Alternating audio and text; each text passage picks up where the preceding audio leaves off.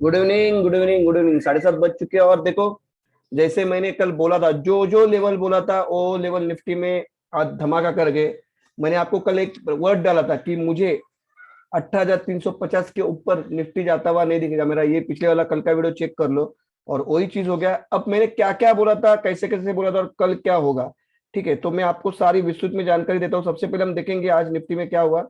तो निफ्टी में आज ये बन गया है एक bearish engulfing, complete bearish engulfing बन गया है।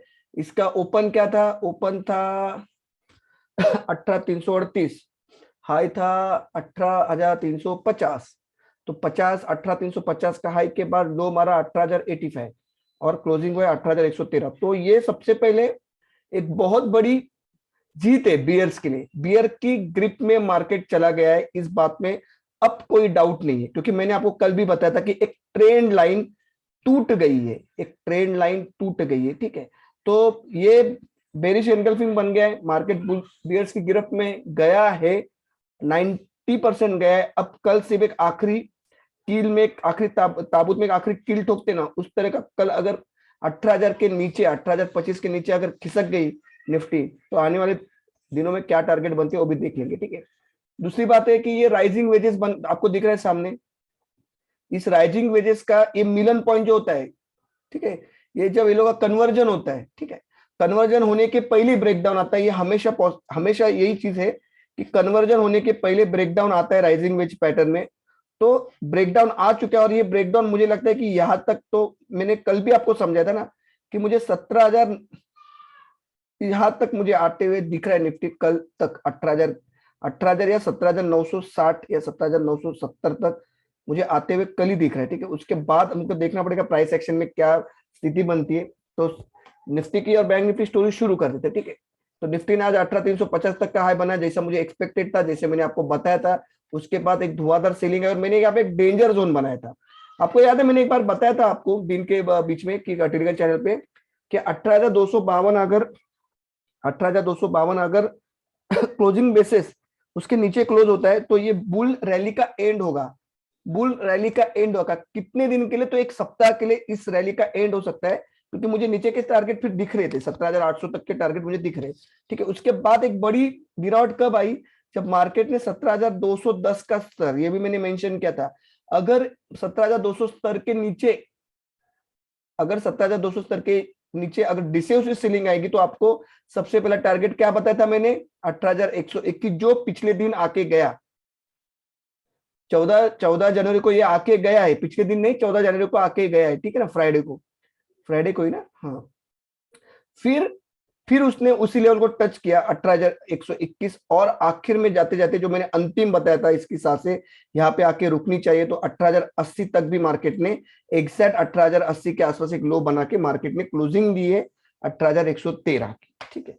अब कल क्या होगा? तो कल देखो सेम लेवल है, सेम पैटर्न है, किसी के छलावे में मत आना। 18,210 के ऊपर की क्लोजिंग, 18,210 के ऊपर की क्लोजिंग आपको बुल जोन में प्लेस करेगी और 18,252 के ऊपर की क्लोजिंग आपको फिर एक बार नए ऑल टाइम हाई की तरफ फोर्स करेगी, ऊपर के साइड में लिफ्ट करेगी, ठीक है।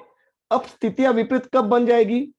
अगर हम कल किसी कारणवश, ओहो रुको रुको, सॉरी सॉरी सॉरी, हाँ, अगर हम किसी कारणवश कल 18,080 के नीचे निकल जाएंगे, कुछ ज्यादा नहीं है, कुछ ज्यादा नहीं है,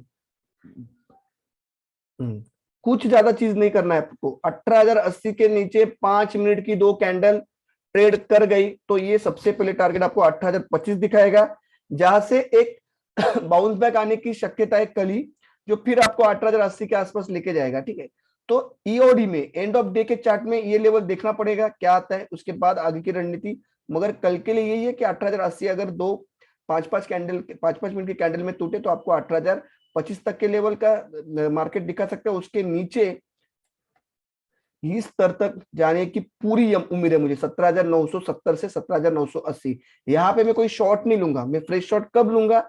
जब इसके नीचे की क्लोजिंग आती है, 17,960 के नीचे की क्लोजिंग अगर मार्केट देता है एक दिन की, तो फिर हम सोचेंगे कि आने वाले फ्राइडे तक, यानी कल क्या गुरुवार ना, कल बुधवार, गुरुवार शुक्रवार, शुक्रवार तक ही आपको 17,800 के लेवल देखने को मिल सकते हैं, ठीक है। अब ये निफ्टी का हो गया सब। अब यहाँ पे मैंने आपको राइजिंग वेजेस पैटर्न बता दिया कि ये जो ब्रेकडाउन आया है, ये कम से कम इस ब्रेकडाउन का अगर मैं आखिरी छोर जो पकड़ू तो 17,300 17,400 तक के टारगेट दिखने चाहिए। मगर अगर ये जल्दबाजी अगर हो रही है, जल्दबाजी में अगर ऐसा लग रहा है कि थोड़ा ज्यादा हो गया, फिर भी इसका जो ब्रेकडाउन का पैटर्न है यहां तक तो मुझे क्लियर कट दिख रहा है। 17,700 तक तो मार्केट आने चाहिए इसी बिफोर 30 एक्सपायरी, या फिर ये शुक्रवार तक आने चाहिए। तो टारगेट सारे बता चुका हूं, ठीक है। अभी मैं आपको एक चीज दिखाता हूं, भी थोड़ा ध्यान देना।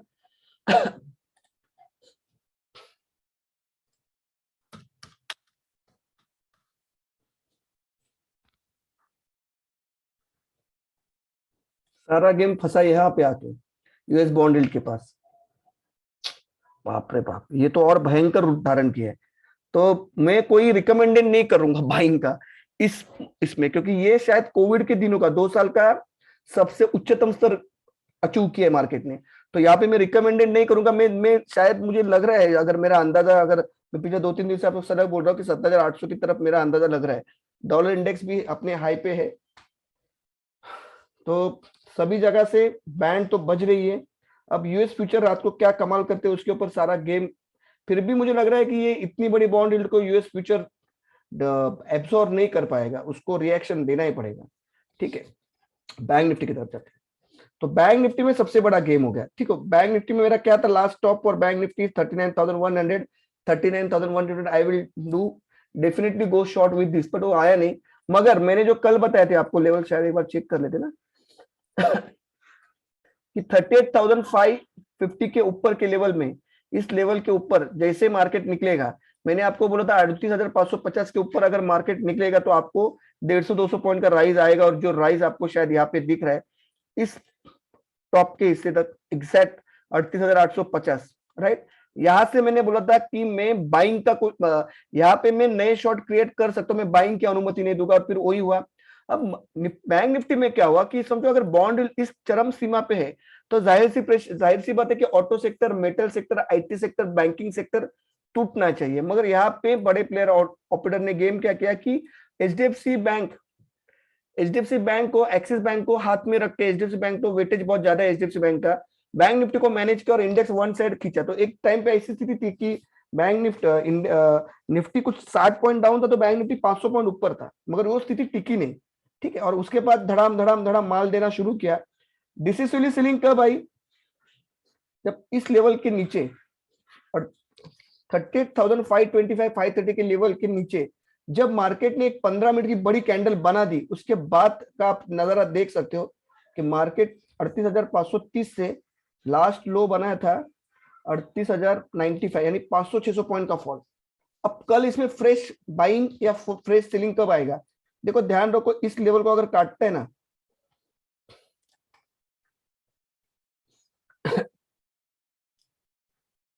37,950 के लेवल को अगर मार्केट काटता है तो मैंने आपको बोला है सीधा टारगेट 37,700 है। इसके बीच में कहीं पे आपको स्टॉप लेने की जरूरत नहीं है। बराबर बोला ना मैंने, 37,950 को अगर कल 38,025 के नीचे भी गया ना तो भी मार्केट में बहुत दबा के सीलिंग आएगी। 38,025, 38,010 के नीचे भी निकल गया ना मार्केट, तो मार्केट में दबा के सीलिंग है और सबसे कंफर्म सीलिंग इस पैटर्न में आएगी। 37,950 को ब्रेक किए, 5-5 मिनट की दो कैंडल आपको सीधा 37,700, 37,600। और मैंने आपको कल टारगेट बोले थे बड़े बड़े, और टारगेट हमको देखने भी पड़ेंगे। सबसे पहले ब्रेकडाउन होने दो 37,950 का लेवल।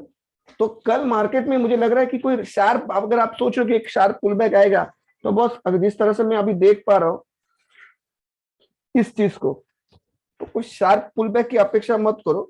क्योंकि ये जो गवर्नमेंट, ये जो यूनाइटेड स्टेट ऑफ 10 ईयर्स की जो बॉन्ड यील्ड है, बहुत खतरे की घंटी ना जोर जोर से बजा रही है, ठीक है। तो अगर अगर मेरे सारे अंदाजा सही हो, सही लग रहे, तो यहां तक तो निफ्टी आना ही चाहिए इस छोर तक, 17,750 से 17,650 तक निफ्टी आना चाहिए। जो इस राइजिंग वेजेस में ब्रेकडाउन आता है ऊपर के साइड में, जब ऊपर मुंह रहता है और डाउन जब रहता है वो डाउन साइड में, तब ब्रेकआउट आता है। तो ये ब्रेकडाउन आ गया, ठीक है। तो मुझे अपेक्षा है कल की मार्केट कहीं पे यहाँ पे आके बंद ना दे दे, 17,960 तक की मुझे कल अपेक्षा है। यानी यहाँ से और 150-200 पॉइंट का फॉल, क्योंकि कार्ड पे कोई रिकवरी की शक्यता मुझे नहीं दिख रहा। अभी सिंगापुर निफ्टी वगैरह क्या दिख रहा है देखना पड़ेगा।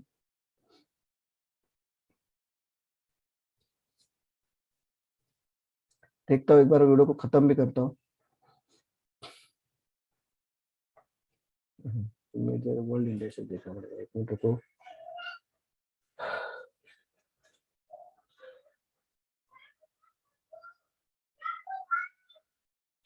सारे के सारे मार्जिनल डाउन है।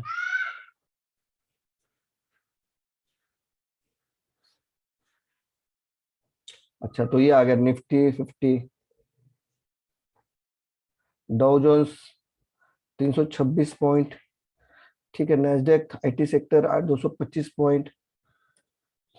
ओके, तो टोटल धुलाई तो शुरू है, कोई थमने का नाम नहीं रहा अभी इसमें। कल आज शाम को या रात को लेट इसमें देखना पड़ेगा कि डाउ क्या कमाल करता है, या डाउ इस चीज को अगर एब्जॉर्ब नहीं कर पाता है तो मुश्किल है फिर। कल मुझे लगता है ओपन 18,000 के नजदीक कहीं पे होने चाहिए। ठीक है, तो वीडियो को करो ये पे खत्म। वीडियो अगर अच्छी लगी रहेगी तो लाइक करना, सब्सक्राइब करना। यहाँ पे कहाँ पे चल रहा है, 18,160 के आसपास चल रहा है, यानी कि ऑलमोस्ट ऑलमोस्ट 10 पॉइंट प्लस चल रहा है, 12 पॉइंट प्लस चल रहा है SGX।